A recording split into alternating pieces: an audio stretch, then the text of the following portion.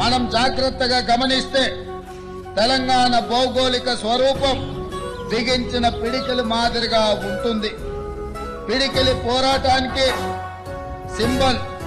అంతేకాదు 5 వేళ్లు బిగిస్తే పిడికిలి. తెలంగాణలో అన్ని జాతులు, అన్ని కులాలు, మతాలు కలిసికట్టుగా ఉంటాయన్న సందేశం ఇందులో ఇమిడి ఉంది. బిగించిన పిడికిలి కొండలనైనా పిండి చేయగలదు.